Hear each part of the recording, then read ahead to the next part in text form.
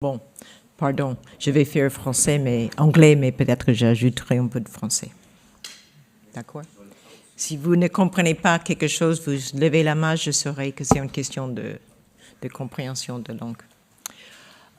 Donc, merci beaucoup de m'avoir invité à venir parler ici un petit peu.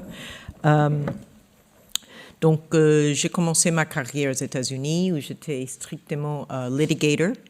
Je faisais que du contentieux de toutes sortes. Et j'étais aussi obligée de faire du contentieux en droit social, plutôt curieusement pour des sociétés françaises qui avaient des filiales aux États-Unis. Et donc, un jour, je me suis dit, je vais prendre une année sabbatique, je vais partir en France, apprendre le français et devenir avocat français en droit social. Et on verra la suite. Donc, ça fait 30 quelques années depuis. Et je suis que avocat en droit social, je ne fais plus rien d'autre maintenant.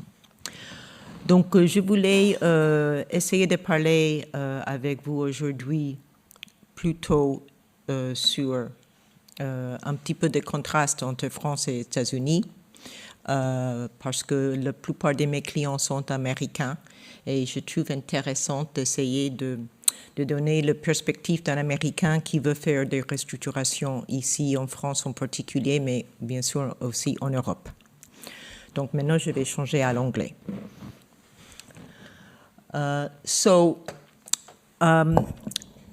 As I was saying in French a moment ago, almost all of my work is helping US-based companies, now also Indian-based companies, do business in France from a labor and employment law perspective. So one of the key things, I think, when you are working with clients in general, you have to understand their perspective. You have to understand where they're coming from. And if you sit down with a US-based client and you go through the minutiae of detail and specificity of French labor and employment law, you will lose the client in the first call because they don't have the band, and they don't have the patience, and they don't have the ability to focus on detail to understand or care about half of what you're telling them. So what you tell them has to be very, let's say, client-focused and very business-focused so that they know that you are going to get them where they need to go. And behind the scenes, of course, you're going to be sure you're complying with the law.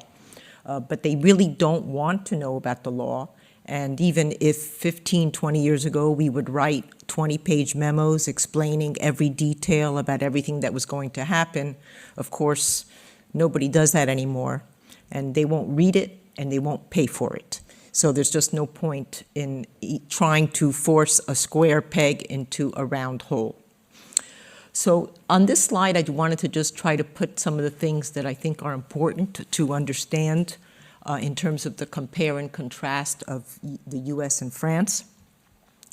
So first of all, the very notion of protecting employees is actually foreign in the United States.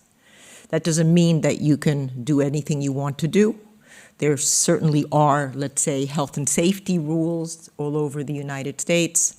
As you know, at least before Trump, there was protection against discrimination. There were all kinds of different types of protections based on union activity. But with respect to the actual topic of today, which is restructuring, there's really not that much that exists. Again, let's not forget the United States is a state federal system. So each state can have its own rules, with the exception of a handful of states. Most of them still have plain and simple what we call employment at will. Employment at will, vous pouvez licencier quelqu'un pour n'importe quelle raison, tant que ce n'est pas une raison discriminatoire.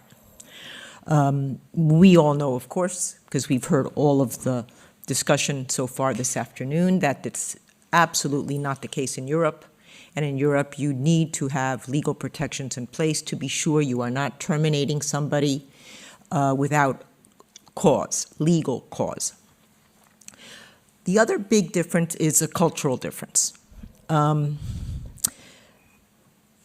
United States is a very kind of money-oriented culture, to be honest. So many employers think if they just throw money at employees in certain situations, that will solve the problem.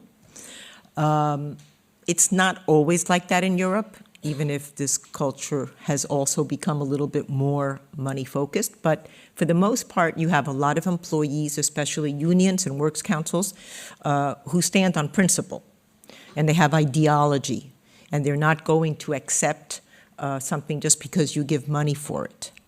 So often you will have a situation where a client will think that if they offer money to an employee, that will wash their hands of the problem. But in fact, it's not at all the case. And just to give you a small example, in France that really proves the point, and I use this example a lot because it really speaks words. You know, when you have a holiday that falls on a Thursday, well, it used to be that all the employees, they all want to have Friday off because, of course, that gives them a 4-day weekend for 1 day of vacation. And you have to arbitrate. You cannot have everybody out that Friday usually. Well, one company decided, okay, we're just going to declare that every time there is a hole in the weekend like that, everybody's going to be able to take that Friday vacation. And that's the way it's going to be. So from a U.S. perspective, perfect, okay, win-win for everybody. Well, that's not how it ended, because the Works Council was very upset that the employer was taking this unilateral decision about when the employees would take time off or would not. So I don't know if you know the expression to cut off your nose to spite your face. I don't even know how to say it in French, to be honest. You know? No? To cut off your nose to spite your face is, bon, je ne sais pas comment le dire. Désolé. But it just shows that we're not just a money-oriented culture. And it's true that employment levels are favored over business, okay? People don't necessarily want to make more money if their colleagues are going to get terminated. So you have these kinds of cultural differences, and this brings us to the point of it not just being the employer is the one who makes the decisions because they're the ones that pay, and the employee is the one that listens because they're the ones that are doing the work. It's absolutely not at all that way here at all. It's not completely horizontal, but it's much more horizontal than it is vertical.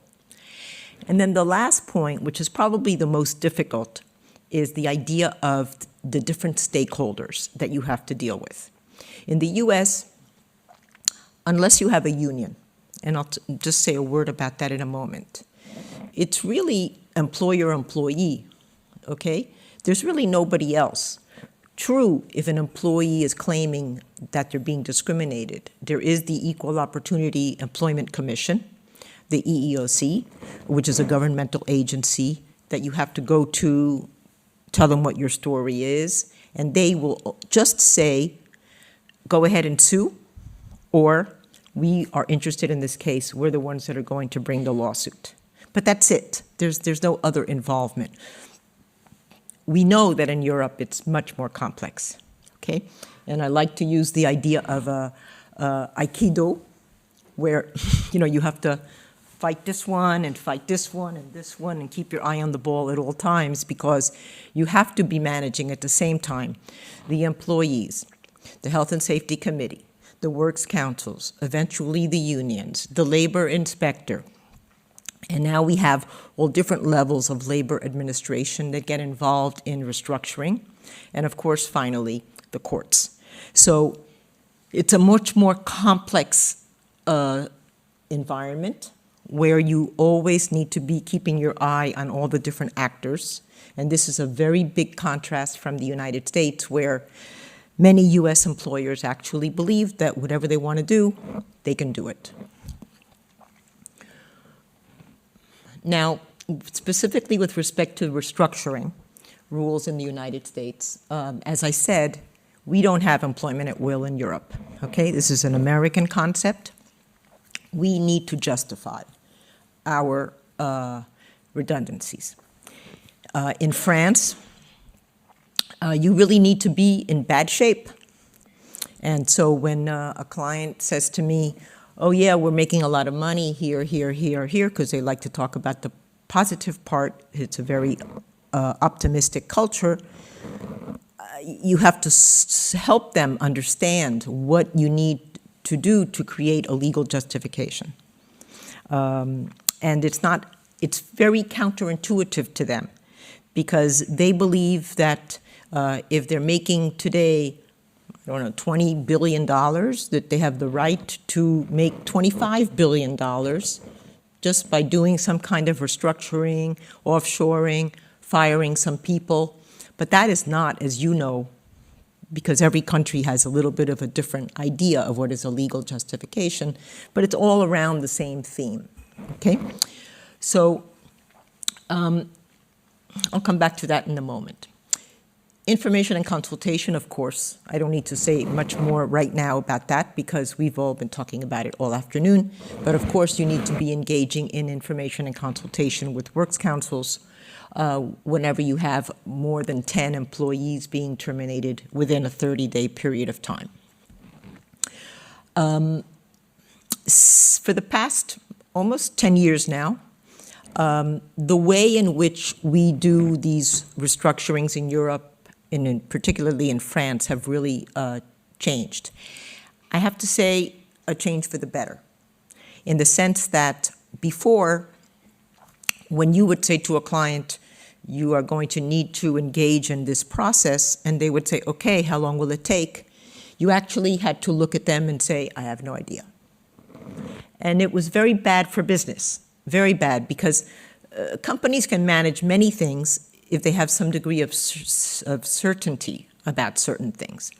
So when you say, I don't know, it could be 4 months or 6 or 9, they're not comfortable, and they're correct to be uncomfortable, because how do you run a railroad like that? So one of the things that has happened in France is that we now have a good idea of how long it will take, and I will show you my schema at the end. The other thing is that the Works Council cannot go to court and get an injunction. This is also a factor related to one of the big stumbling blocks that we had in France before, is as long as you're doing things the right way and moving forward, they cannot throw a red flag down on the football field and go to court, okay? So that's very important too. On the contrary, we have to get authorization now. So it was kind of like giving this to get this, a quid pro quo. So now we have to get authorization from the labor authorities. We were quite scared about this, to tell you the truth, because we were afraid that the labor authorities was going to start saying no. And that would have been a big problem for many companies. In fact, the labor authorities have really been pretty okay about things. Actually, they don't focus too much on the legal justification. They focus much more on two things. One is if the Works Council process has been correctly done, and two, what you're giving in the social plan. So the social plan is not just cash, okay? In fact, they don't like when you give employees cash, because they don't want an employee going off and buying themselves a yacht and going to the unemployment to get money from the government. The idea of the social plan is really to help persons find a new job, because they want to keep unemployment down.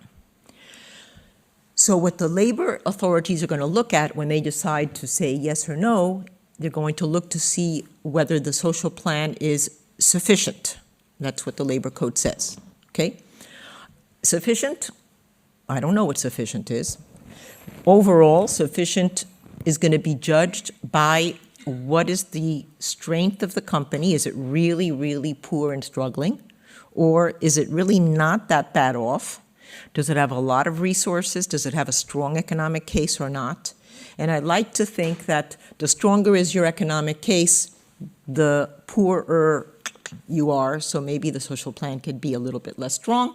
The richer, the richer you are, in other words, the worse is your economic case to a certain extent, then, you should really be putting a lot of money on the table to help these employees who are being terminated. But that's just like a rule of thumb. I don't know if it's written anywhere.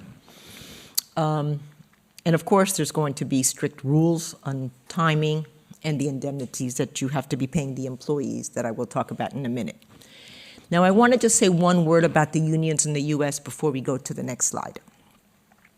It's true that the Americans are anti-union, anti-union, anti-union. And there are people in the HR departments of companies in the United States, they only have one job. That's to make sure the union never enters the company, period. But there are many anti-union laws, in other words, rules that prevent the employer from taking actions that could be viewed as anti-union. So you have to be very artful and very careful in the way you do things to be sure that unions are not going to enter.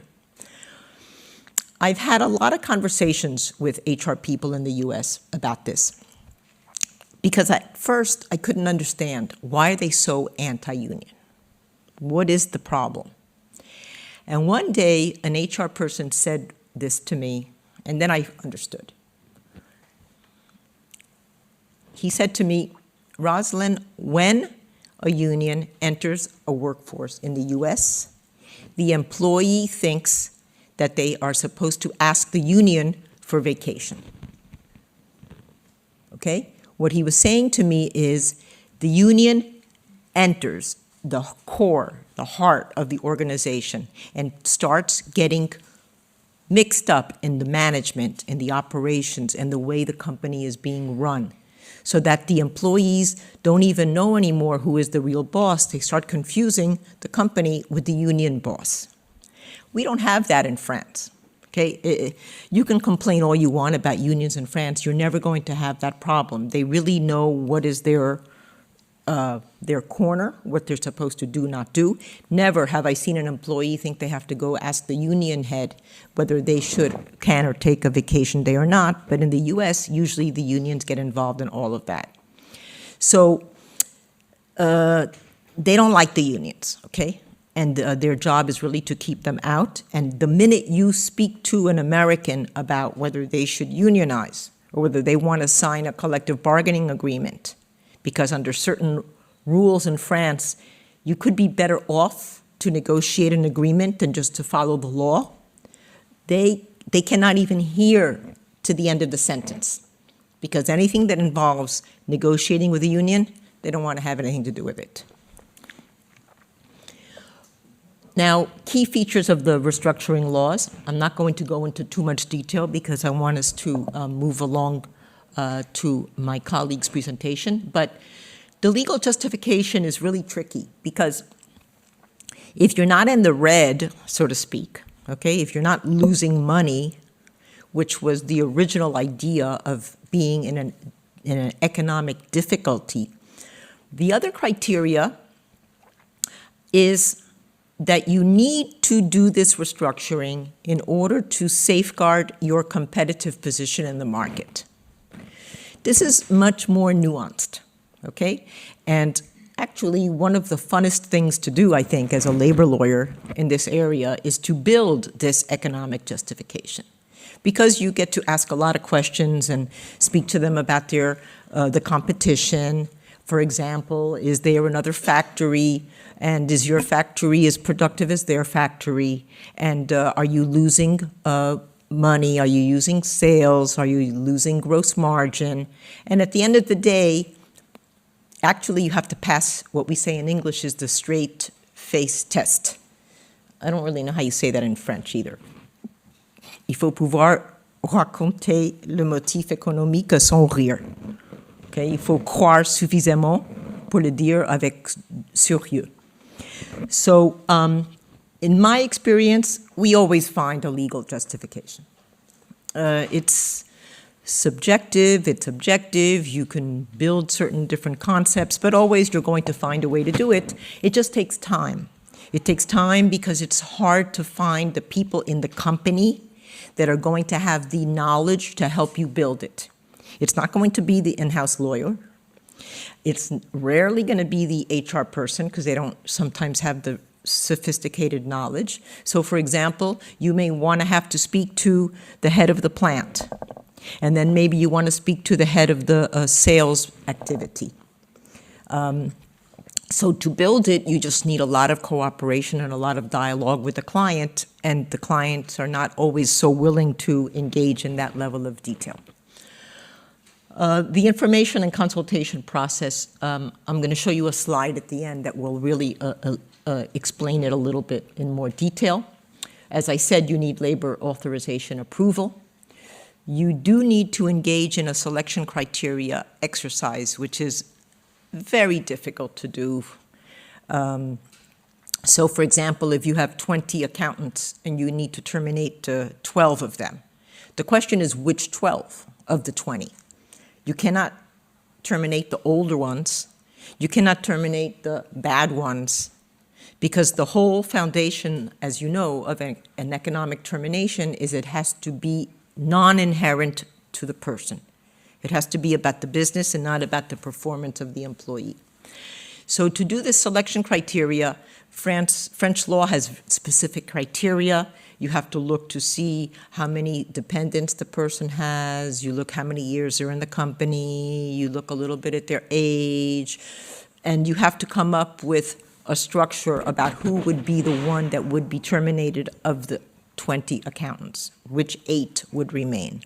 It's difficult. It's often subject to challenges. It's hard to understand exactly who is in which catégorie professionnelle. All of this is very technical and unfun, let's say, because it's too minutia focused, okay?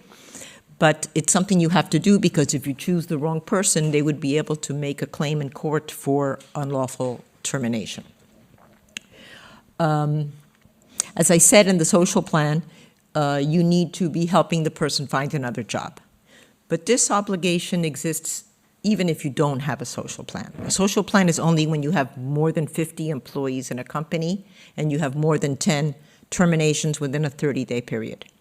But even if you have fewer than 50 employees, if you are part of a group that has more than 1,000, there is a special obligation called le congé de reclassement, which means you need to be keeping the employees on the payroll for a minimum of 4 months, usually 8 or 9, in order to have a special outplacement company come and help them find a job. They will receive minimum 65% of their salary during this period once it is beyond the notice period. And it's a good way to help them find a job. Employees used to not use it, but more and more they're opting for this congé de reclassement. I won't go into the detail, but just know that if you are totally closing down a business, there are some situations where you need to ask the employees if they want to buy the business. It's a special process apart from everything we've discussed, so you should just know that it exists. I already spoke about the social plan needing to be sufficient. If not, it could be null and void. As to the exit costs, in France, we have notice periods. Usually for a manager, there's 3 months. Maybe for some workers, it could be 1 to 2 months. It is usually driven by law or by the applicable collective bargaining agreement. In France, collective bargaining agreements apply to, let's say, 90% or more of the workforce, even if you have no union employees in your company. This is another one of these conversations with the Americans. They say, no, we have no union membership. I said, fine. I don't really care if you have union membership. You're probably still subject to an industry-wide collective bargaining agreement. They don't like that. It takes a very long time to explain it. Then they want to see a copy of the agreement. Then you tell them it's 1,000 pages long and you think it's not worth their time to have it translated or to read it. But you're happy to give them the key aspects of it for the restructuring.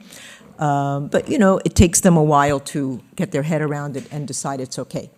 So you have to pay the notice period indemnities. You have to pay the termination indemnities, which are based on a percentage of the monthly salary per year of service. Of course, their outstanding vacation pay, etc. And then usually a supra-legal indemnity, which is sort of part of the social plan, even if you're not supposed to give cash. But now most companies, most employees have come to expect some degree of cash in the package. Now let's just talk a moment about time.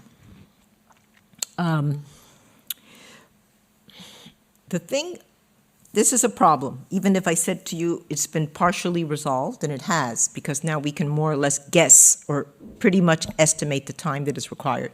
But for many US-based clients, the moment that somebody from the very top says, I want to restructure, they believe they're going to start the next day. Okay? And this is not going to happen unless you want to wind up in a very, very difficult situation, including leading to a strike.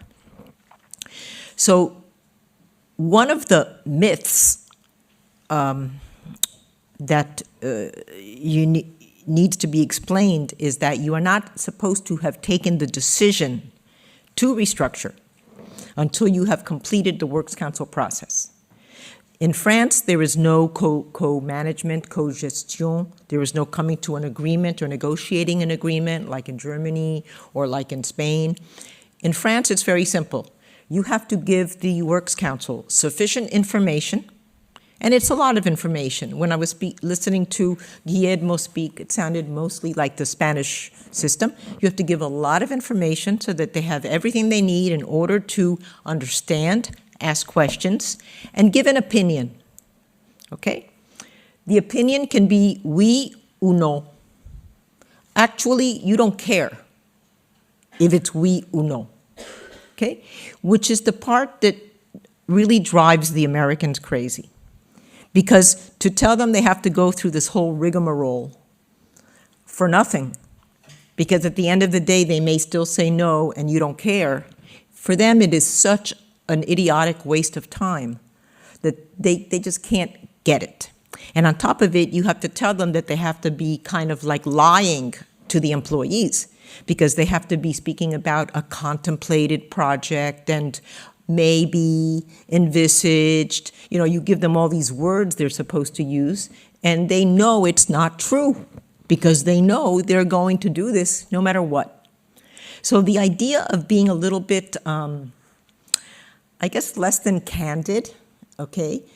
You know, the thing with Bill Clinton and Monica Lewinsky, the problem was that he lied more than anything else, okay? They're not good about, well, now we have Donald Trump, but I won't talk about that. I've gotten through 20 minutes without talking about Trump, not bad. But yeah, so anyway, the idea is that they have to understand that they have to build time into the model. Okay, and they have to go along and play the game and do as you tell them and stop fighting it. You know, just go with the flow and do what your advisor is telling you to do. So that's very important. The communications are key, okay? Very, very important. Again, this language of maybe and not for sure until the Works Council says yes or no.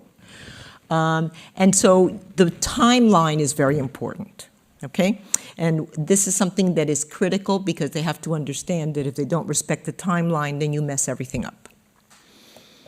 Well, of course, we don't have it in the United States. I think I've kind of gone through everything here. Oh yeah, the appointment of an expert. The Works Council has the right in many circumstances to have an expert come and analyze everything. It used to be that we didn't know how long the expert would take. He could take 3 months, 4 months, 5 months, and there's nothing you could do about it. Today, it's very clear when the expert has to give their report. So the timeline is better managed, let's say, much better managed than it used to be.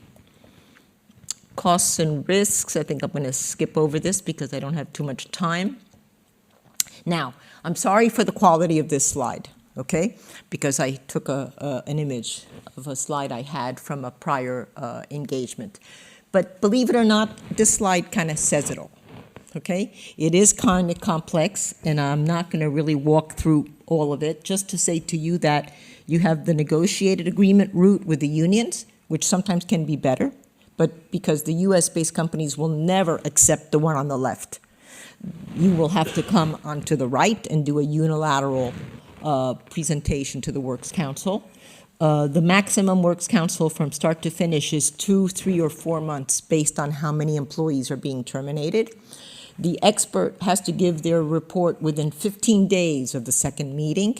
I mean, this is all beautiful because it used to be months and months and months.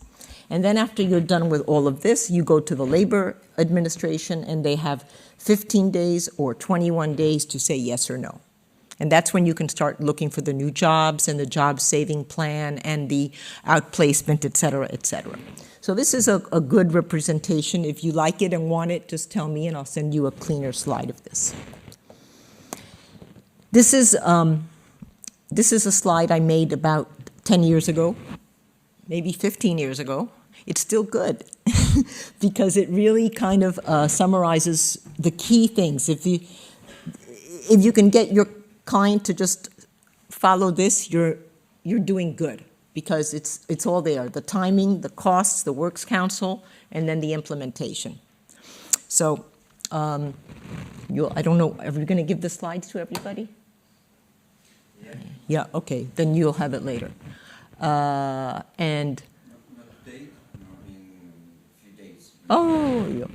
And then just to end my presentation, so despite the complexity of the rules, and as we were talking about in lunch, I don't think AI is going to take over our jobs in France very soon because it is so difficult that I don't think that somebody's going to be able to do it for us, on top of the fact that it requires a lot of HR and psychology and human interaction.